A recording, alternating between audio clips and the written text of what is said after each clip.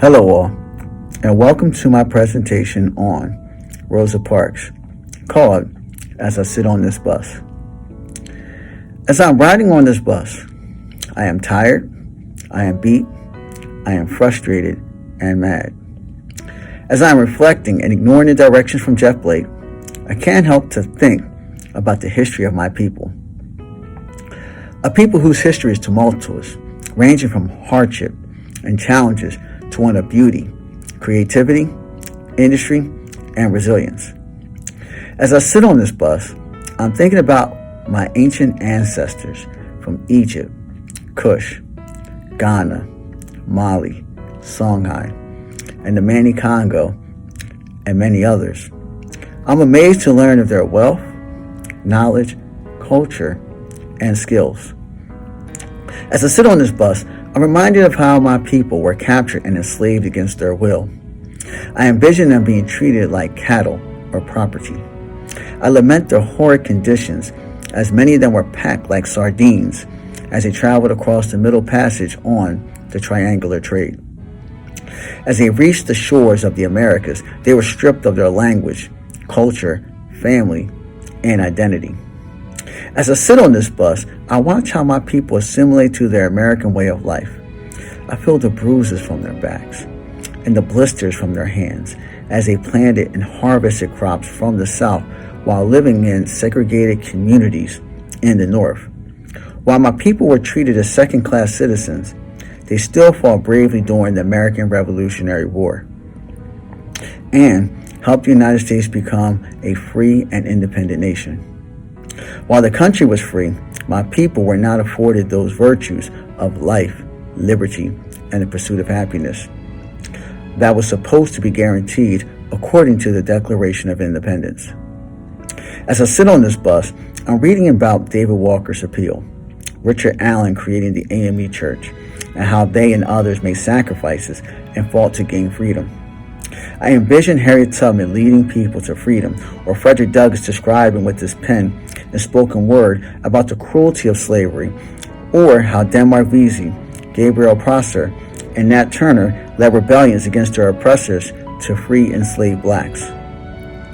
As I sit on this bus, I'm thinking about the black soldiers who fought bravely during the Mexican-American War, the Civil War, Plain Wars, the Spanish-American War, World War I and World War II, and the Korean War. I am reminded of their bravery and how they gave their lives to the United States and in some cases fought in segregated units. As I sit on this bus, I'm scratching my head from the wisdom of Booker T. Washington, W.E.B. Du Bois, Carter G. Woodson, and Mary McLeod Bethune. These educated leaders paved the way for blacks in academics. Whether one learned a vocation or a degree from a college or university, these academic leaders helped pave the way for the scholars of my day. As I sit on this bus, I'm hearing the smooth and melodic sounds of the gospel that came from the South.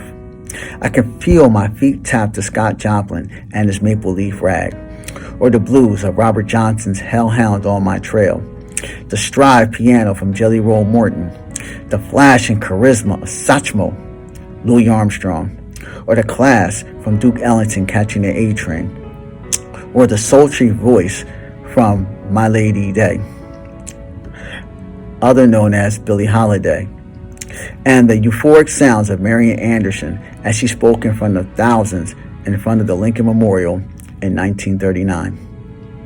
As I sit on this bus, I'm entertained by the magical gifts from many of my people who have a storied history of excellence in performing.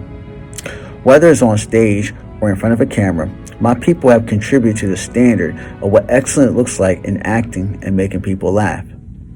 As I sit here, I thank the sacrifices made from Ernest Hogan, Matilda Jones, Clarence Muse, Sammy McDaniel, and others. Their sacrifices paved the way for Paul Robeson, Spencer Williams, Hattie McDaniel, Josephine Baker, Lena Horne, and Dorothy Dandridge, and many, many others. As I sit on this bus, I feel encouraged by the writers from the past to the present. I have read the powerful and distinct prose from Phyllis Wheatley, Jupiter Hammond, and William Wells Brown during the antebellum period. These writers established the foundation and pathway for the writers of the Harlem Renaissance and the movement towards equality.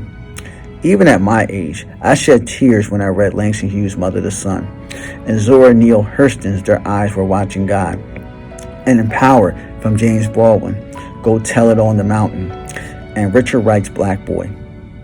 As I sit on this bus, I'm reminded of Black people's excellence in science and medicine. Black people since the time of antiquity had always amazed the world with discovery. Whether you're talking about embalming or mummification from the Egyptians, or the Stonehenges in present-day Kenya that were used to examine outer space and create calendars were evidence of Black greatness. Black scientists and doctors had contributed to the many advances that the United States takes for granted. For starters, Benjamin Banneker contributed to the surveying of the original boundaries of Washington, D.C. The invention of the blood bank was created by Charles Drew. George Washington Carver created 300 products from peanuts and other food sources. Vivian Thomas, with a limited formal education beyond high school, developed a procedure to treat blue baby syndrome. Sarah Breedlove, better known as Madam C.J. Walker, created the Walker method and became one of the most successful businesswomen during the 20th century. The creation of the traffic control device, or stoplight with a third warning position, created by Garrett Morgan, had a tremendous impact on travel and saving an unprecedented amount of lives. As I sit on this bus, I cannot help to admire the talent and beauty of blacks in sports. I was excited to hear about Jack Johnson winning the heavyweight belt, and Joe Louis and Sugar Ray Robinson dominating boxing during their eras. I loved seeing Jackie Robinson and Jesse Owens tear down the color line and dismiss the negative and unfounded stereotypes of blacks in sports. Alice Coachman, Althea Gibson, Wilma Rudolph, Ora Washington, and Let Woodward remind me of the sacrifices and excellence of black women in sports. These women paved the way for all future girls who want to excel in sports.